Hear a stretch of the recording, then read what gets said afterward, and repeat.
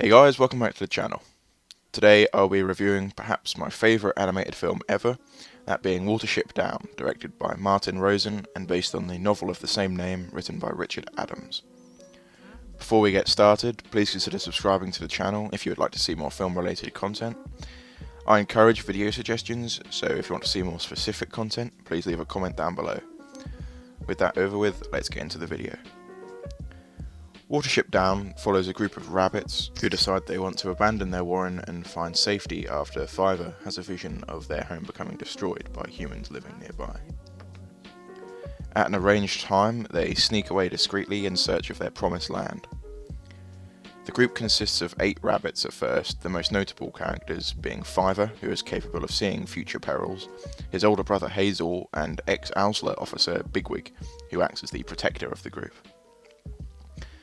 This film perfectly creates a disturbingly realistic depiction of what life as a rabbit might be like. We see hierarchies within the warrens, the dangers of which these rabbits have to endure, and a frightening amount of gore and nightmarish scenes. It is astonishing to me that this film was rated a U by the BBFC, meaning that it is suitable to see for all audiences. Despite my belief that this film is flawless and a true masterpiece, I would wait until my kids are past a certain age before showing this film, in spite of its age rating.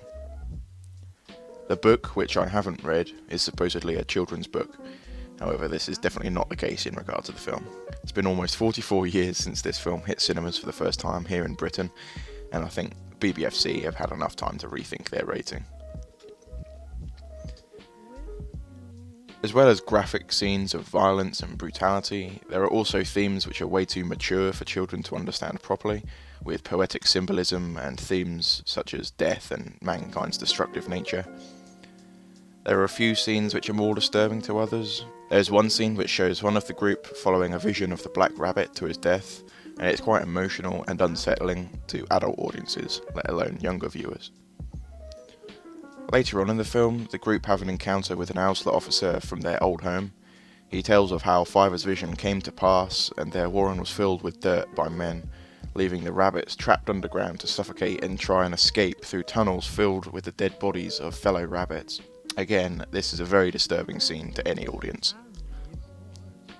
As a fan of the thriller and noir genres of film, the blackness of this movie really appeals to me, and I love seeing the gritty realism of life captured on screen. Along the group's journey, they encounter several dangers.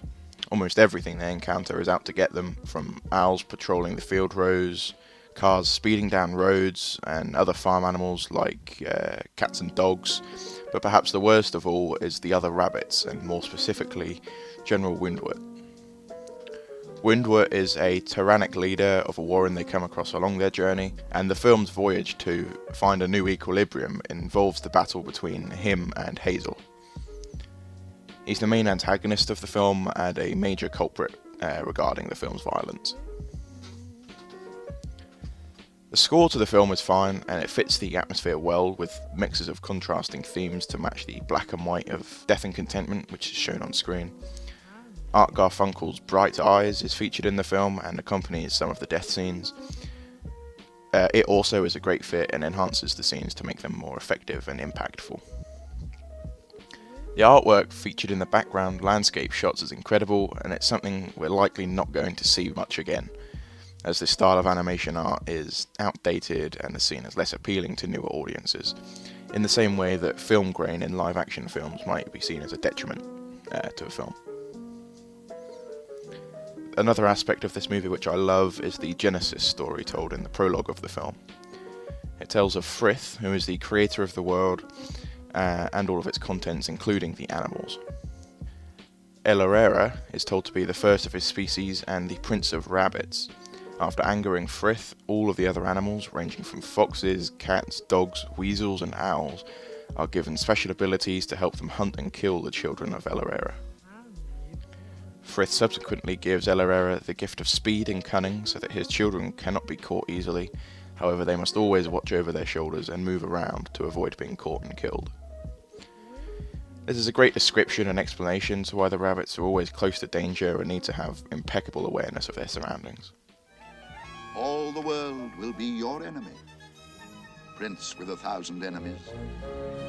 And Whenever they catch you, they will kill you.